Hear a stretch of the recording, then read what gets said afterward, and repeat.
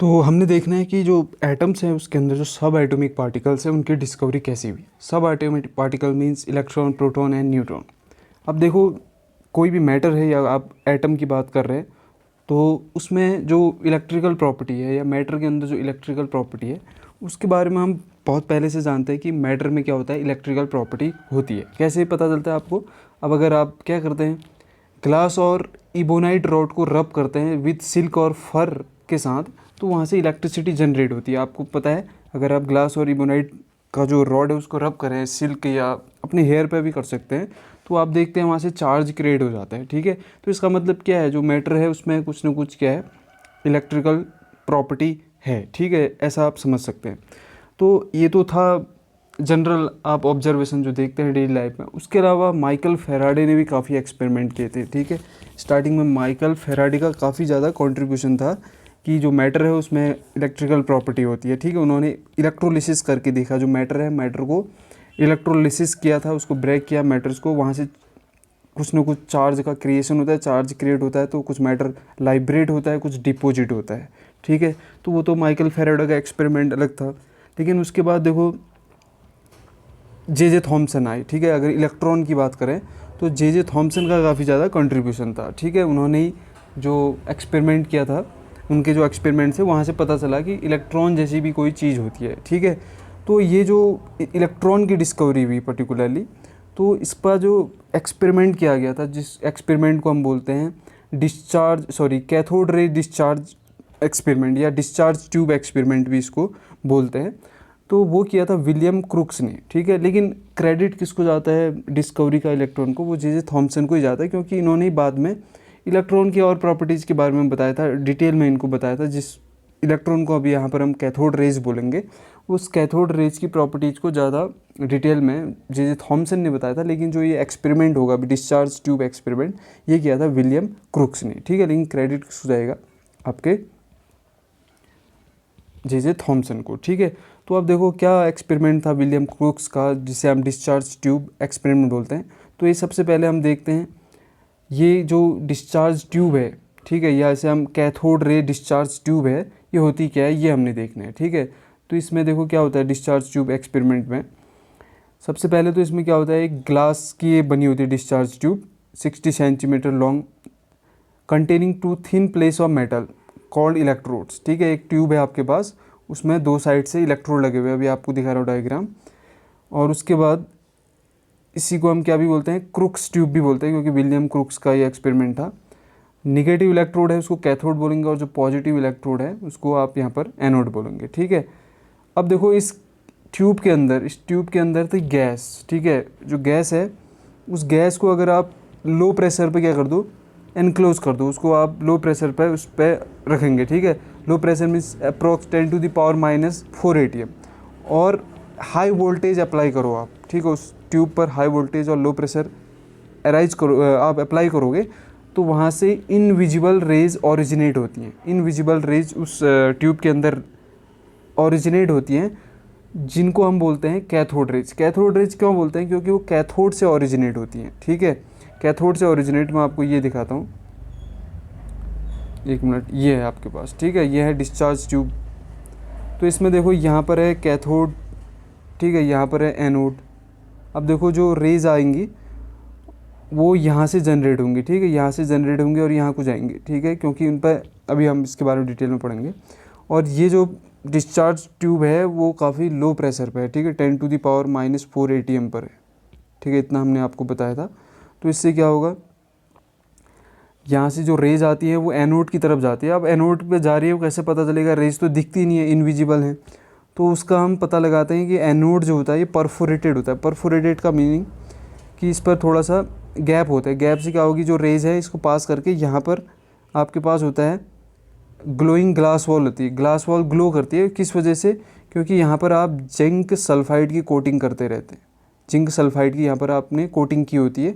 वो कोटिंग जो होती है, जैसे रेज आती हैं तो रेज आने से वो कोटिंग ग्लो करती है। ठीक है, तो इससे क्या पता चला, देखो यहाँ से कुछ ना कुछ ओरिजिनेट होके रेज के फॉर्म में यहाँ जा रहा है और यहाँ पर ग्लो कर रहा है। तो इसका मतलब यहाँ से ओरिजिनेट हुआ है, तो वो जो टर्मिनल है उसे हम बोलेंगे कैथोड। तो कैथोड से अगर ओरिजिनेट हुआ है तो कैथोड रेज बोल देंगे, ठीक है।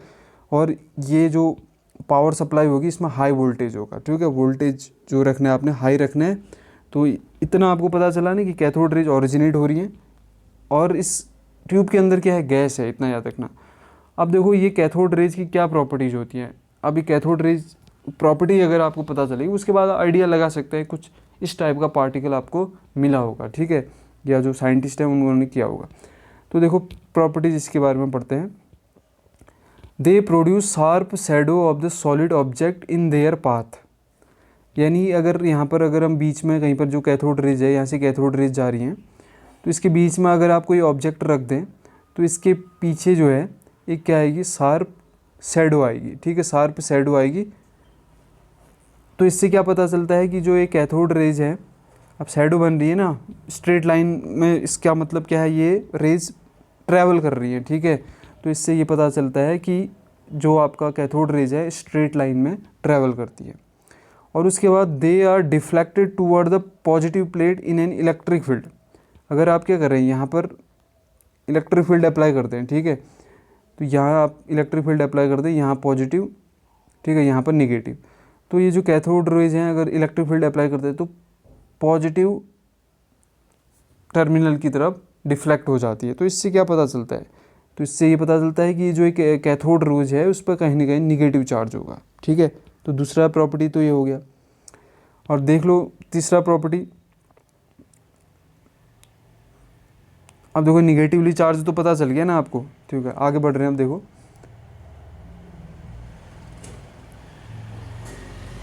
हाँ, अब देखो नेक्स्ट प्रॉपर्टी, थर्ड प्रॉपर्टी है, they can make a light paddle wheel to rotate placed in their path. यानी कि जो आपके पास एक लाइट पैडल लगा दिया आपने इनके पाथ पर, जैसे ये कैथोड रेज जा रही है कहीं पर, यहाँ पर आपने एक पैडल रख दिया, ठीक है, पैडल रख दिया। तो ये पैडल जो है क्या करता है, रोटेट करने लग जाता है। तो रोटेट करने लग जाता है, इसका मतलब क्या है, यहाँ से कुछ ना कुछ क्या आया होगा, एनर्जी आई होगी, तभी तो ये रोटेट करने लग जाएगा ना। तो इससे ये पता चलती है कि इनके पास अपनी काइनेटिक एनर्जी होती है, और काइनेटिक एनर्जी है तो ये मटेरियल पार्टिकल है, ठीक है। ताकि ये जो कैथोड रेज यहाँ से आई इन पर मटेरियल है, ये पार्टिकल्स फॉर्म में है। तो ये जो आपने यहाँ पर क्या रखा, पैडल रखा, वो रोटेट करने लग जाए, तो रोटेट करने का मतलब है इनमें क्या है, पार्टिकल नेचर भी है, ठीक है। और इनका जो चार्ज टू मास रेशियो आता है, चार्ज टू मास रेशियो निकाला होगा, यानी कि जो इन पर चार्ज होगा कैथोड रे पे चार्ज अपॉन इनका जो मास आता है वो आता है 1.7582 इंटू 10⁻11 कूलाम पर केजी। और ये कांस्टेंट रहता है, इनका जो चार्ज टू मास रेशियो है ये कांस्टेंट रहता है। अभी बताएंगे इसका क्या इंपॉर्टेंस है। और उसके बाद next property, they ionize gases through which they travel. यानी कि इनके पाथ पर अगर कोई गैस आती है कैथोड रेज पे तो उनको भी ये आयनाइज कर जाते हैं, ठीक है। गैस जो है नॉन आयनाइज फॉर्म में होगी, अगर उस गैस को हम कैथोड रेज के पाथ पर लेके आएँ तो वो भी क्या हो जाएगी, आयनाइज हो जाएगी, ठीक है, इतना याद रखना। और उसके बाद they produce X rays when they strike a metallic target. अगर मेटालिक टारगेट से इनको स्ट्राइक किया जाए तो ये एक्स रेज को क्या करती हैं, रिलीज़ करती हैं, ठीक है, इतना याद रखना। और उसके बाद नेक्स्ट प्रॉपर्टी है इसकी बात, द करेक्टरिस्टिक्स, ठीक है, the characteristics of cathode rays do not depend on the material of the electrode and the nature of the gas present in the cathode ray tube. आपने जो कैथोड रे ट्यूब में जो gas ली हुई है, जो material लिया है, उसके नेचर पर ये डिपेंड नहीं करता है, ठीक है। जो कैथोड रेज है इंडिपेंडेंट है, कोई भी मैटर ले लो अंदर से, तो मैटर को चेंज करने पर कैथोड रेज के नेचर पर कोई चेंज नहीं आएगा, ठीक है। तो इसका मतलब क्या है यहाँ पर कि जो कैथोड रेज है ये क्या है, यूनिवर्सल है। कोई भी मैटर हो, कोई भी वहाँ पर गैस ले लो, जो भी कैथोड रेज होंगे वो क्या होंगे, सभी में एक जैसे होंगे, ठीक है। तो यहाँ से हम बोल सकते हैं that electrons are the basic constant of all matter. अब देखो ये जो इलेक्ट्रॉन क्यों बोल दिया हमने कैथोड को इलेक्ट्रॉन नाम भी आपका विलियम क्रूक्स ने ही दिया था, ठीक है। उन्होंने बोला था कि ये इसको इलेक्ट्रॉन बोल सकते हैं। अब देखो जो भी इलेक्ट्रॉन की प्रॉपर्टी होंगी वो किसकी प्रॉपर्टी होंगी, वो कैथोड रेज की ही प्रॉपर्टी होंगी, ठीक है। इलेक्ट्रॉन मीन्स कैथोड रेज, क्योंकि इलेक्ट्रॉन पे क्या होता है, यहाँ पर हमने बोला इस पर निगेटिव चार्ज होता है, जितने भी ऑब्जर्वेशन से हमें पता चला निगेटिव चार्ज होता है इस पर, और ये गैस को आयनाइज कर लेते हैं, मैटर नेचर होता है। तो ये सारे के सारे प्रॉपर्टी किसके हैं, इलेक्ट्रॉन के हैं, ठीक है। तो ये सारे ऑब्जर्वेशन जैसे थॉमसन ने देखा था, तभी हमने थॉमसन को ही क्रेडिट जाता है इसकी डिस्कवरी का। तो जितना भी यहाँ पर ये कैथोड रेज था, इस कैथोड रेज को ही हम क्या कहते हैं, इलेक्ट्रॉन्स बोलते हैं, ठीक है। तभी हम इलेक्ट्रॉन पे निगेटिव चार्ज बोलते हैं, उसका चार्ज टू मास रेशियो क्या रहता है, हमेशा कांस्टेंट रहते हैं।